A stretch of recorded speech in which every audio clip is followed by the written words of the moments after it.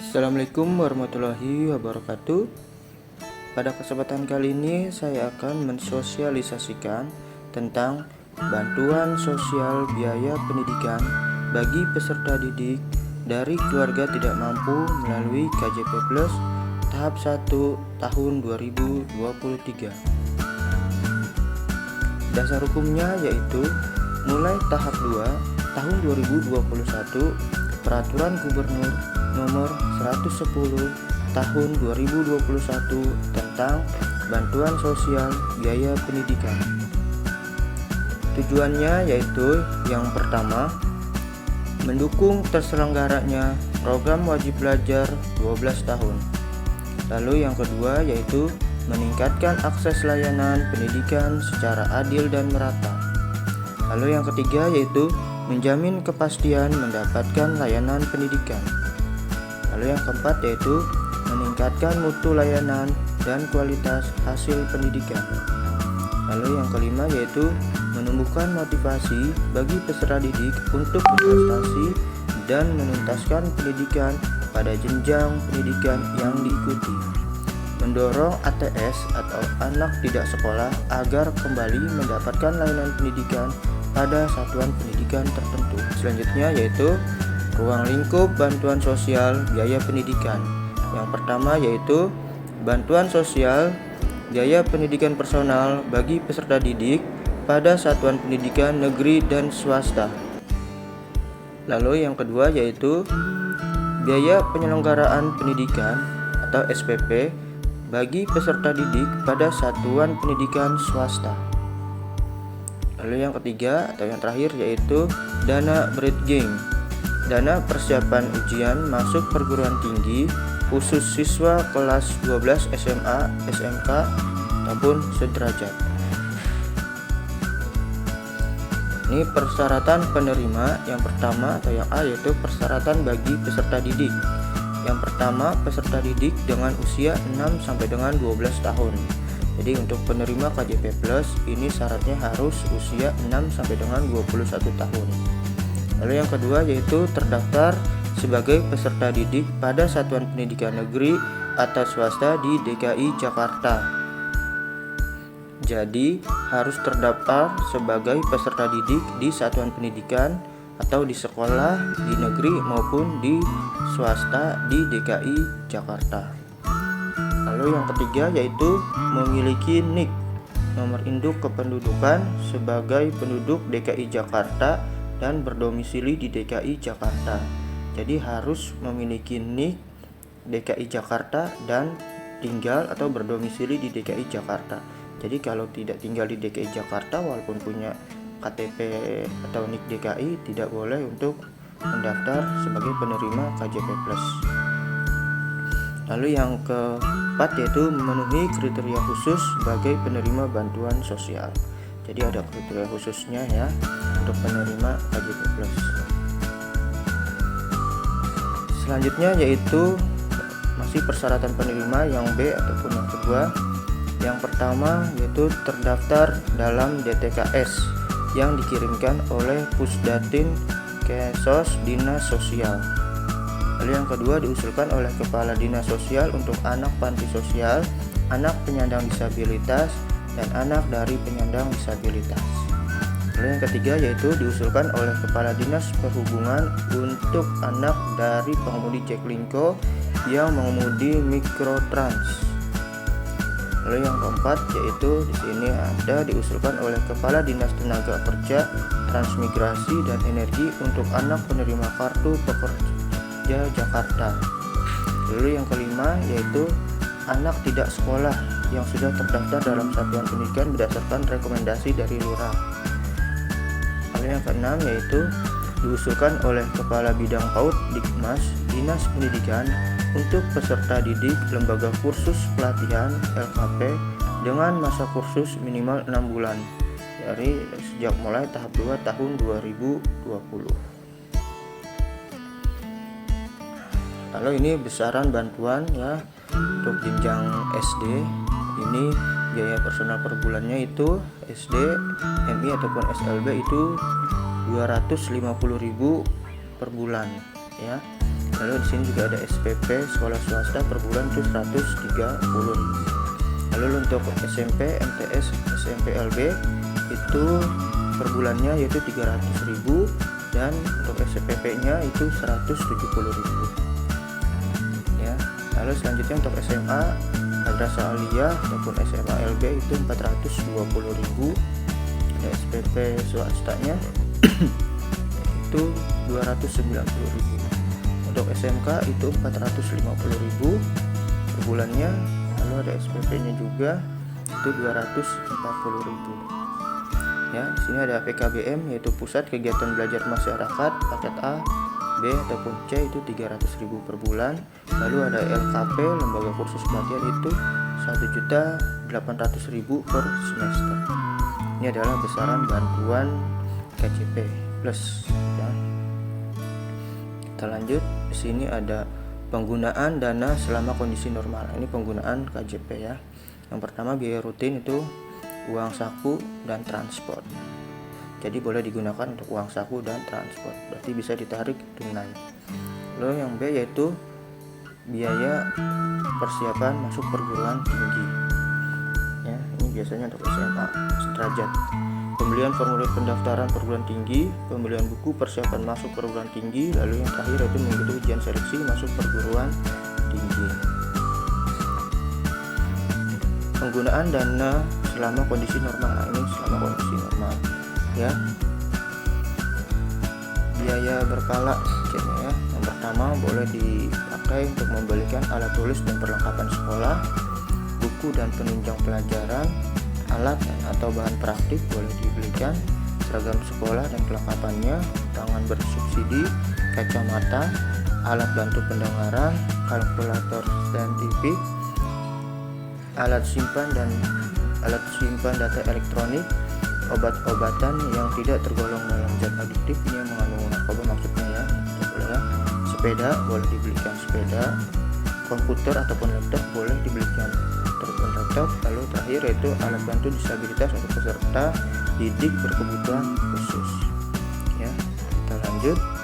Di sini penggunaan biaya personal selama status keadaan darurat bencana ya. Yang pertama boleh digunakan untuk biaya rutin dan berkala dapat digunakan untuk kebutuhan pangan, kebutuhan kesehatan, kebutuhan pendidikan. Lalu yang kedua yaitu biaya rutin dan berkala dapat digunakan secara tunai ataupun non tunai. Nah, ini larangan bagi penerima KJP. Yang pertama yaitu membelanjakan bantuan sosial biaya pendidikan di luar penggunaan yang telah diatur dalam Pergub ya. Dibelikan untuk merokok tidak boleh, penggunaan dan pengedaran narkotika dan obat-obatan terlarang tidak boleh, melakukan perbuatan asusila atau pergaulan bebas atau pelecehan seksual, terlibat dalam kekerasan ataupun perundungan, terlibat tawuran, terlibat geng motor ataupun geng sekolah, minum minuman keras ataupun minum beralkohol, terlibat pencurian, melakukan pemalakan ataupun pemerasan ataupun penjabretan ya, terlibat perkelahian, terlibat penipuan, terlibat mencontek massal, membocorkan soal atau kunci jawaban, terlibat porno aksi ataupun pornografi, menyebarluaskan gambar tidak senonoh baik secara konvensional maupun melalui media daring, membawa senjata tajam dan peralatan lain yang membahayakan, sering bolos sekolah minimal 4 kali dalam 1 bulan, sering terlambat tiba di sekolah berturut-turut atau tidak berturut-turut minimal 6 kali dalam 1 bulan, menggandakan atau menjamin bantuan sosial biaya pendidikan dan atau buku tabungan kepada pihak manapun dan dalam bentuk apapun, menghabiskan bantuan sosial biaya pendidikan untuk belanja penggunaan yang tidak secara nyata dibutuhkan, meminjamkan bantuan sosial biaya pendidikan kepada pihak manapun, melakukan perbuatan yang melanggar peraturan tata tertib sekolah ataupun peraturan sekolah. Jadi ini adalah larangan penerima KJP. Apabila ada salah satu di sini melanggar, KJP-nya boleh cabut atau boleh tidak diusulkan. Selanjutnya di sini keunggulan KJP Plus. Yang pertama ada sasaran usia 6 sampai dengan 21 tahun baik yang sudah bersekolah maupun anak tidak bersekolah atau ATS. Besarannya itu mengalami peningkatan pada masing-masing jenjang. Jadi setiap jenjang itu mengalami peningkatan. Lalu peruntukannya ongkos dan uang saku tunai, ya, perlengkapan sekolah non tunai. Jadi ada ongkos dan uang saku boleh ditarik tunai. Untuk perlengkapan sekolahnya dibelanja tidak tunai atau non tunai. Ya, dan juga di sini grading program siswa kelas 12 SMA SMK untuk sederajatnya mendapat tambahan dana sebesar 500.000 untuk persiapan ujian masuk perguruan tinggi. Lalu yang terakhir fasilitas pendukung, ya, jadi KJP Plus ini bisa digunakan untuk Transjakarta gratis, masuk Ancol gratis, Langan bersubsidi, museum gratis, masuk Monas dan Ragunan gratis. Nah, ini di sini ada jumlah penerima KJP Plus tahun 2015 sampai dengan tahun 2022. Di sini ya tahap 1 yang warna merah dan tahap 2 yang warna hijau. Di sini terus mengalami peningkatan. Ya, kita lanjut slide berikutnya. Di sini ada mekanisme dan timeline pendataan KJP Plus. Nah, ini adalah jadwal untuk pendataan pengusulan KJP Plus tahun 2023. Ya, pada tanggal 6 sampai dengan 12 Februari 2023 ini pemadanan data, ya. Jadi ini pemadanan data dulu, nanti di sistem KJP, ya, biasanya ada di pihak sekolah, ya. Lalu selanjutnya itu 13 Februari sampai dengan 17 Maret 2023, ya, pendataan siswa di sekolah. Nah, ini ya, yang pertama pengumuman calon penerima. Jadi sekolah itu mengumumkan calon penerima KJP Plus tahun 2023 tahap 1. Lalu pengumpulan berkas pendaftaran. Jadi begitu diumumkan pengumpulan berkas pendaftaran. Lalu yang ketiga verifikasi sekolah. Jadi sekolah memverifikasi yaitu mengecek dan melengkapi identitas siswa dan sekolah khusus penerima baru dengan melengkapi data wali dan kontak darurat. Jadi kalau ada penerima baru harus melengkapi data, ya, wali dan kontak darurat karena akan diinput di sistem KJP. Selanjutnya itu yaitu persetujuan kepala sekolah, ya. Lalu yang terakhir yaitu upload kelengkapan berkas. Jadi berkas-berkas itu permohonan segala macamnya, pernyataan itu di-scan lalu nanti di-upload, ya, di sistem KJP. Ini ada catatannya. Untuk mutasi data siswa bisa dilakukan melalui form pengecekan data siswa, ya. Selanjutnya di sini ada tanggal 20 sampai dengan 24 Maret 2023. Ini verifikasi dan persetujuan kepala dinas pendidikan. Ya, ini sudah masuk verifikasi, artinya sudah diinput oleh pihak sekolah.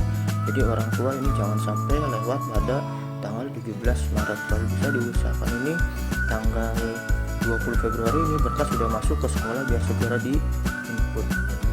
Lalu selanjutnya tanggal 27 Maret sampai 2 Mei 2023 penetapan penerima melalui keputusan gubernur.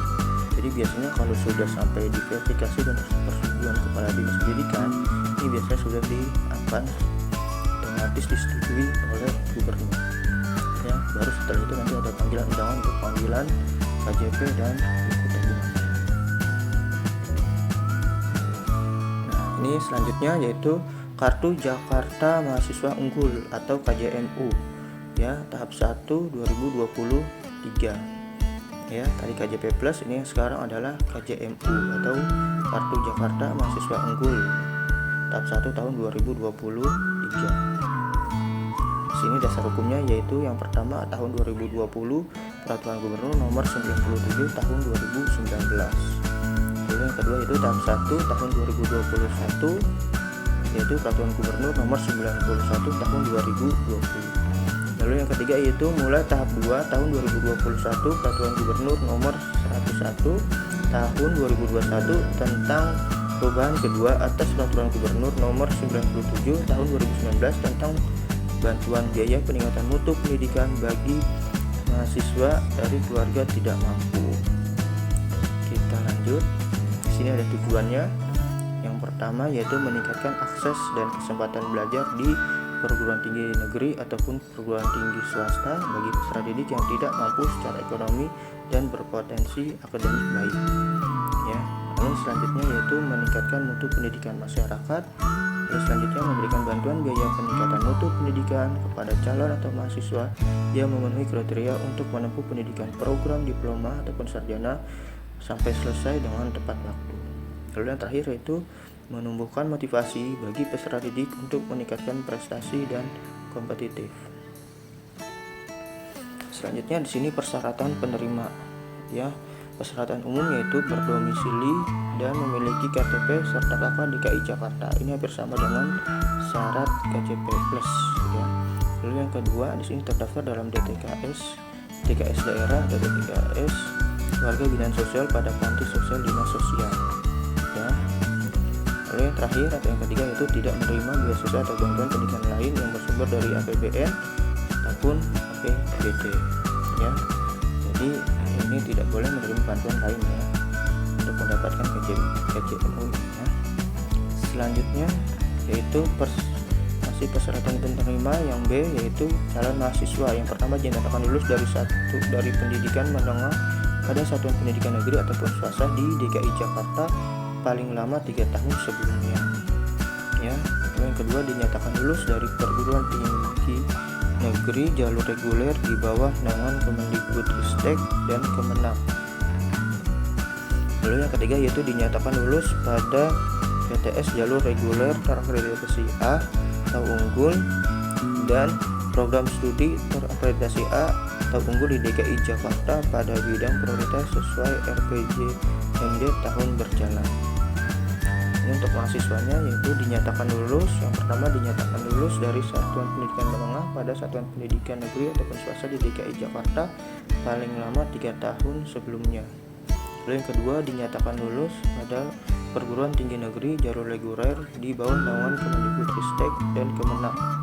Lalu yang ketiga yaitu dinyatakan lulus pada perguruan tinggi swasta jalur reguler terakreditasi A ataupun unggul dan program studi terakreditasi A di DKI Jakarta pada bidang prioritas sesuai RPJMD tahun berjalan. Lalu yang terakhir adalah yaitu pengajuan paling lama pada semester 4.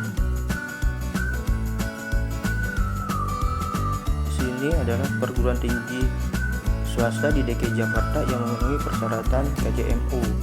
Yang pertama di sini ada Sekolah Tinggi Filsafat Triyakara, lalu yang kedua Sekolah Tinggi Ilmu Ekonomi Trisakti, lalu yang ketiga yaitu ada Sekolah Tinggi Manajemen PPM, lalu yang keempat yaitu ada Sekolah Tinggi Pariwisata Trisakti, yang kelima ada Universitas Bina Nusantara, yang keenam ada Universitas Gunadarma, yang ketujuh ada Universitas Katolik Indonesia Atmajaya, lalu yang kedelapan ada Universitas Mercubuana, yang kesembilan ada Universitas Muhammadiyah Profesor Dr. Hamka, yang ke-10 ada Universitas Multimedia Nusantara Jakarta, yang ke-11 ada Universitas Nasional, lalu yang ke-12 ada Universitas Pancasila, yang ke-13 ada Universitas Tarumanegara, lalu yang terakhir 14 itu ada Universitas Trisakti.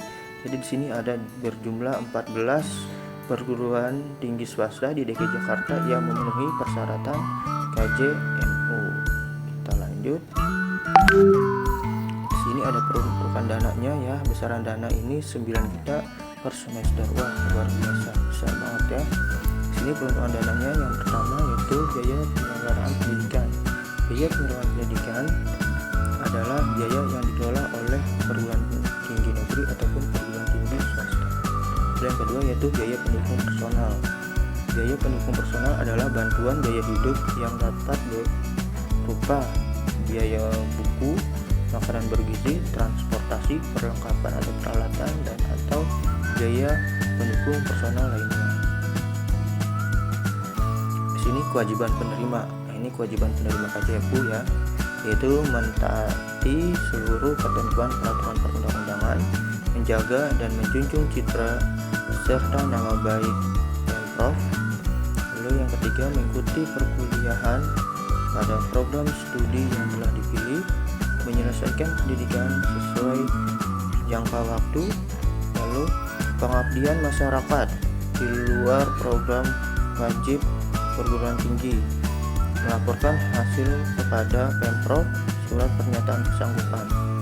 Ya, ini adalah kewajiban penerima. Selanjutnya yaitu laporan tertulis kepada gubernur prestasi akademik setiap semester dengan melampirkan fotokopi KHS setelah menyelesaikan pendidikan.